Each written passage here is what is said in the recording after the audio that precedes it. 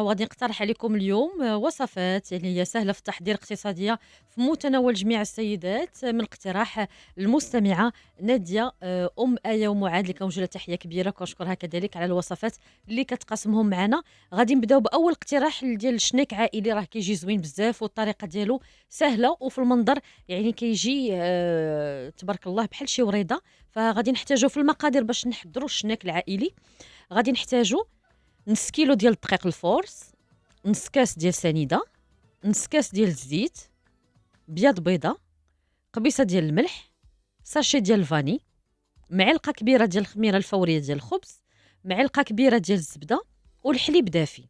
غادي نعاود العجينه ديال الشنيك. غادي نحتاجو نص كيلو ديال الطحين من النوع الجيد الخاص بالحلويات فورس، نص كاس ديال السنيده، ونص كاس ديال الزيت، بياض بيضه، قبيصه د الملحه، ساشي ديال الفاني، معلقه كبيره ديال الخميره حبيبات الفوريه ديال الخبز، معلقه كبيره ديال الزبده، والحليب دافي اللي غادي يكفانا باش نجمعوا العجين. فاول حاجه غادي ناخذ نص كاس ديال الحليب دافي، غادي نضيفوا ليه هذيك المعلقه كبيره ديال الخميره الفوريه ديال الخبز، وغادي نخليوها كتفاعل داك الحليب دافي مع الخميره.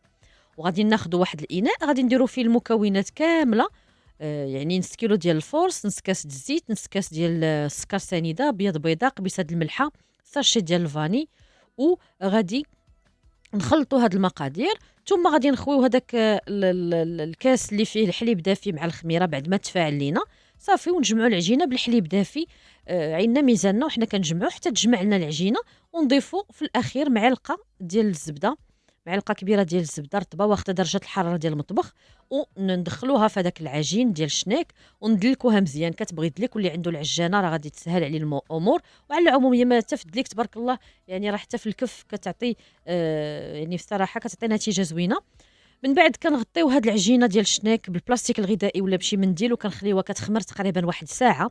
من بعد ساعه صافي كنخرجوا من الهواء وكنسرحوها بالمدلك على الطريقه العاديه. كنسرحوها مستطيل اللي هو كبير، كندهنوها، كنكونوا موجدين الكونفيتور، وكنحطوا حدانا المكسرات اللي بغينا، بحال دابا مثلا الكركاع مهرمش، اللوز مثلا مهرمش، ما يكون رقيق يعني ما يكونش صاين، يعني حبات ديالو صاينين باش ما يجيش يعني عيب في المنظر ديالو في الشنيك. حاولوا انه تحطوا قدامكم الكونفيتور ديال المشماش، وديروا كذلك المكسرات والزبيب والحبيبات ديال الشكلاط.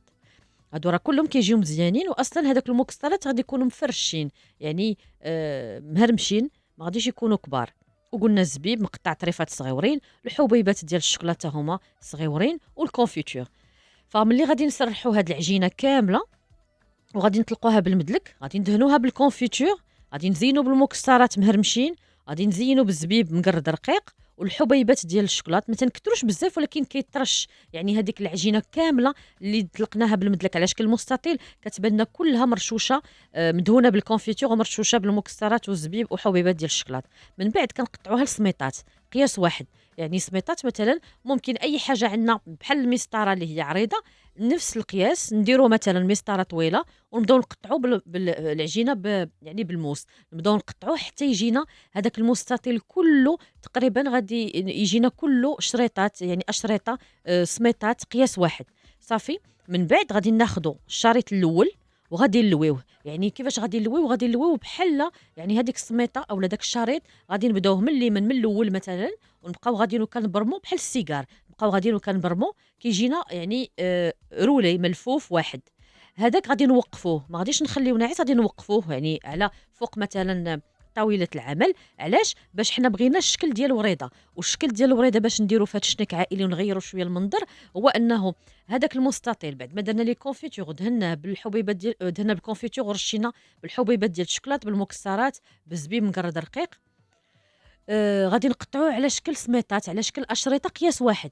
يعني قلنا اللي عنده مثلا مسطرة، أو ناخذ مثلا هذاك الورق المقوى يكون طويل على حسب القياس ديال العجينة، ونبداو نقطعوه على شكل يعني الطول ديال العجينة، ونسطرو به نقطعو ونحطوه عاوتاني في العجينة ونقطعو، ونبقاو غاديين حتى نديرو مثلا على حسب العجينة، ممكن تخرج لنا 10، ممكن تخرج لنا 12 أشرطة، يعني قياس واحد، عبار واحد في السنتيمات. ديك الساعة غادي نبداو بواحد الأول، غادي ناخدوه وغادي غير غير نبرموه بيدينا على شكل ملفوف غولي بحال السيجار، نبقاو بحال شي ضربيه كنطويوها، غادي نبقاو نلويو شريط واحد، غادي يجينا رولي ملفوف. هذاك الملفوف اللي حصلنا عليه غادي نوقفوه، وغادي نمشيو للشريط الثاني، وغادي نثبتوه على هذاك على هذاك الشريط الاول اللي حنا لويناه ووقفناه، باش نبقاو غادي على شكل حلزوني. دابا حنا غير المره الاولى اللي غادي نبرموه على شكل سيجار باش نوقفوا هذاك الوسط ديال ديك الوريده، هي اللي غنبداو بها،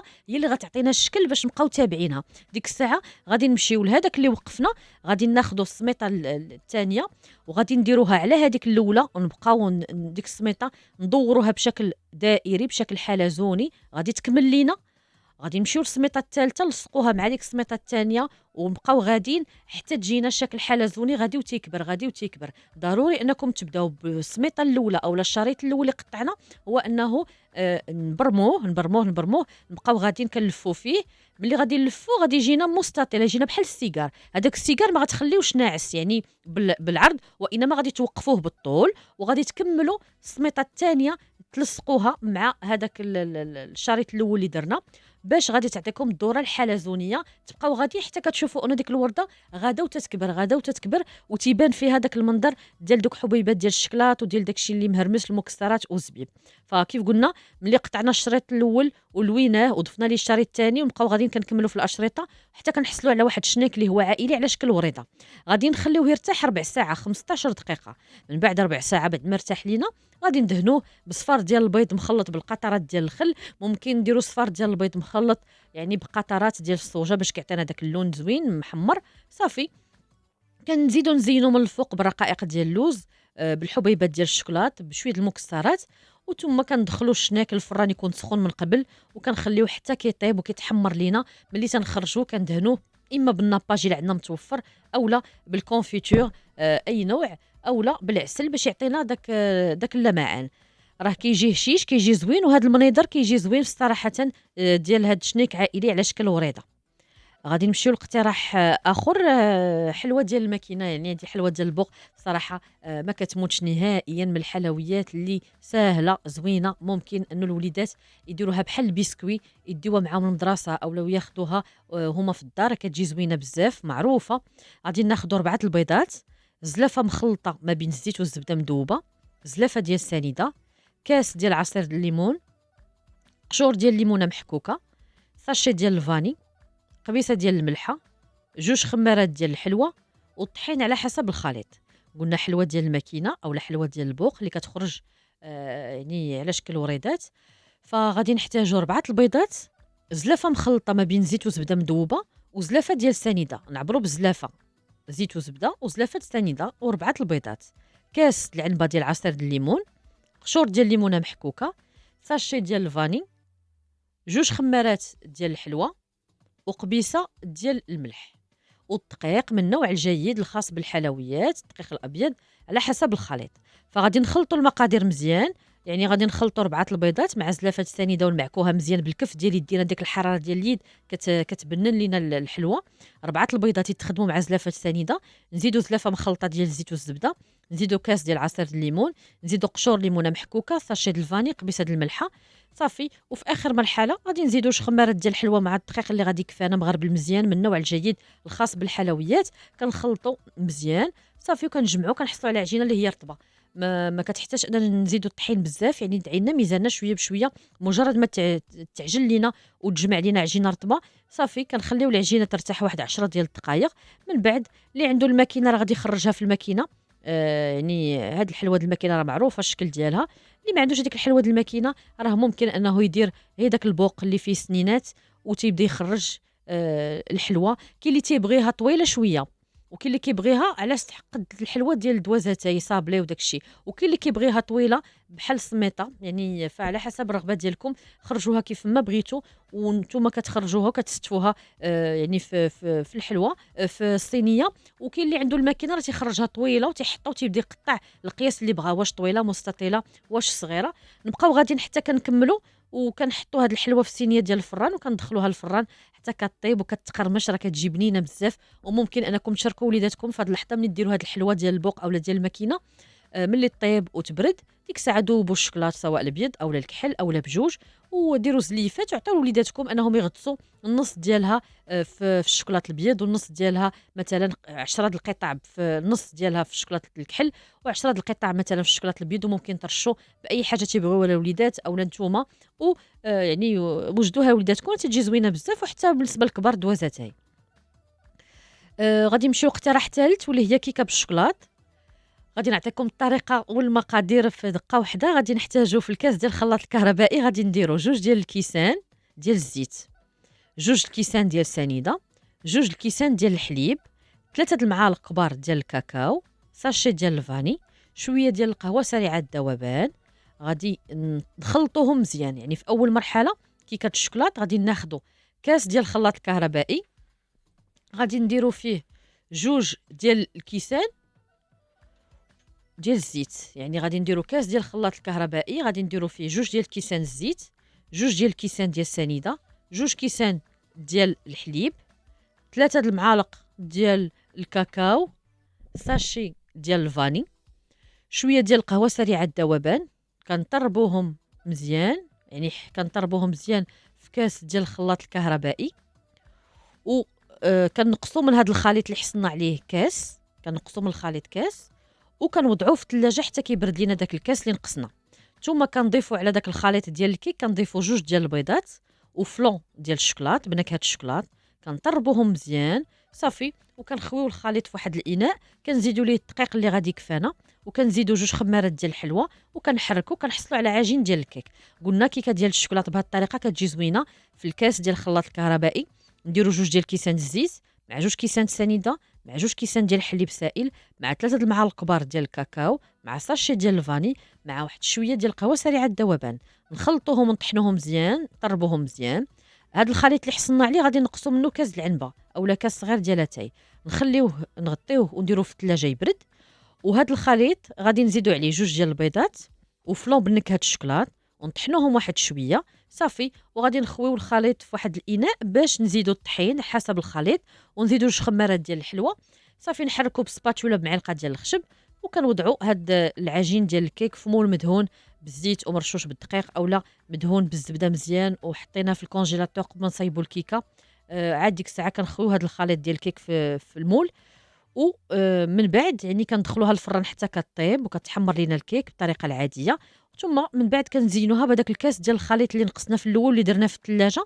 كنديرو كطبقه، كنيطاليو مزيان يعني بسباتول، وكنزينوه بالشوكولاط الابيض على شكل خطوط او على شكل ميلفوي. وفي الجوانب ديال هذا الكيك ممكن اننا نديرو الكاوكاو محمر، اللوز افيلي محمر، الشوفان محمر حتى هو كيجي مزيان. على العموم راه زينت به ناديه، زينت بالشوفان محمر. ممكن نديروا الفيتين في الجوانب، يعني دارت 2 طرق. يعني هاد الكيكه الشوكولات وحده صايبه تبارك الله 2، وحده دارتها في الجوانب ديالها بالخرطال محمر لافوان اللي هو الشوفان. والكيكه الثانيه بنفس الطريقه زينتها بتزيين ديال الميلفوي وزينتها بالفيتين في الجوانب. مهم نتوما تفنوا في الطرق ديال التزيين. هي دارت المول ديال الشكل وريضه، عطى واحد المنظر زوين. وغادي نمشيو لاقتراح اخر اللي هو سوشون لي سوشون بالكفته. لي شوسون بالكفته غادي نحتاجو في المقادير. بالنسبه للعجين راه كيجي زوين بزاف رطب، غير جربوه ان شاء الله. فهاد لي سوشون بالكفته باش تخرج ليا هاد المهم غادي نحتاجو مع التلسليسه باش تخرج ليا. فغادي نديرو نص كاس ديال الماء دافي مع نص كاس ديال الحليب دافي مع نص كاس ديال الزيت مخلط، يعني زيت الزيتون وزيت الروميه، ومعلقه ديال سنيده، معلقه صغيره ديال الخميره الفوريه، شويه ديال الملحه، بياض ديال البيضه، نص كاس ديال الفينو، والدقيق على حسب الخليط. فغادي نحتاجو قلنا بالنسبه للعجين ديال لي شوسون غادي نحتاجو نص كاس ديال الماء دافي، نص كاس ديال الحليب دافي، نص كاس ديال الزيت مخلطه ما بين زيت الزيتون البلديه وزيت المائده، معلقه ديال السنيده، معلقه صغيره ديال الخميره المعجونه ديال الخبز، شويه ديال الملحه، بياض ديال البيضه، نص كاس ديال الفينو ديال الدقيق الفينو، والدقيق الابيض الفورس حسب الخليط. فغادي نعجنو. اول حاجه غادي نوضعوا الماء والحليب والسنيده والخميره المعجونه، غادي نتخلطوا مزيان في العجانه اولا نطحنوهم عادي. ثم غادي نضيفوا يعني الزيت، ونضيفوا بياض بيضه، ونضيفوا الملحه، ونضيفوا الدقيق الفينو، ونجمعو بالدقيق البيض حتى نحصلوا على عجينه اللي هي رطبه، ونخليوها تخمر واحد 25 دقيقه. قلنا في العجانه غادي نديرو داك نص كاس ديال الماء مع نص كاس ديال الحليب دافي، وغادي نطحنوهم مزيان. نزيدو معلقه ديال السنيده وحنا كنخلطو، نزيدو معلقه صغيره ديال الخميره المعجونه ديال الخبز الفوريه. ملي طحن لينا هادشي مزيان غادي نضيفو يعني داك نص كاس ديال الزيت مخلط ما بين زيت الزيتون وزيت المائده زيت الروميه، ونزيدو كذلك بياض بيضه وقبيصه د الملحه ونخلطو. ثم غادي نزيدو نص كاس ديال الدقيق الفينو ونخلطو. وفي اخر مرحله غادي نجمعو بالدقيق اللي غادي كفانا حتى نحصلوا على عجينه اللي هي رطبه مرخوفه، وغادي نخليوها تخمر واحد 25 دقيقه. ونمشيو نوجدوا الحشوه غادي ناخذوا مقله غادي نديروا فيها بصله كبيره مشلضه مع شويه ديال الزيت مع الفلافل الالوان مع خيزو محكوك مع شويه ديال الثومه بودره مع زيت الزيتون، ونعطروا بداكشي اللي بغينا. ملي تنزل لينا هاد الخضره مع العطريه ديك الساعه نزيدوا الكفته.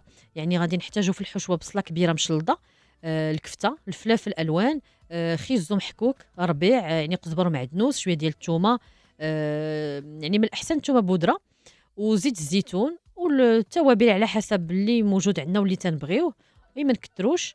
وممكن يعني نديرو الزيتون مقطع كيبقى اختياري صافي. وشويه من صلصه الصوجه، يعني كناخذوا مقله نديرو فيها شويه ديال الزيت ونديرو البصله مع الفلافل الالوان ومع خيزو حتى ينزلوا.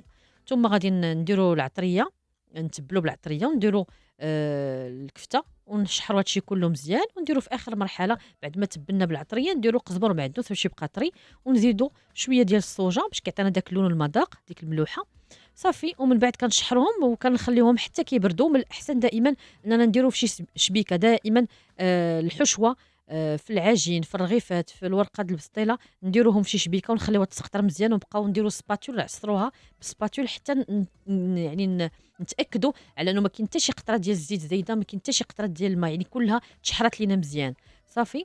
من بعد كنسرحوا العجينه بالدلاك بالطريقه العاديه، وكنحصلوا على مستطيل اللي هو كبير. كنقطعوا هذا المستطيل كنقطعوه لدوائر بهذيك القطاعه، ثم كنعمروهم بالحشوه يعني في جهه واحده باش نسدوا عليه الجهه الثانيه على شكل يعني شوسطون لي سامبوسك، يعني داك السامبوسك المعروف على شكل هلاليات. يعني كنديروا الحشوه في جهه ونسدوا عليه الجهه الثانيه، وكندهنوا الجوانب بشويه ديال الماء باش يتسد لينا. وكنديروا اما كنديروا دوك السنينات ديال الفرشيطه وكنديروا على داك نصف دائره ديال العجينه باش كتلصق لينا مزيان وكتعطي داك الشكل ديال الخطوط ديال الفرشيطه.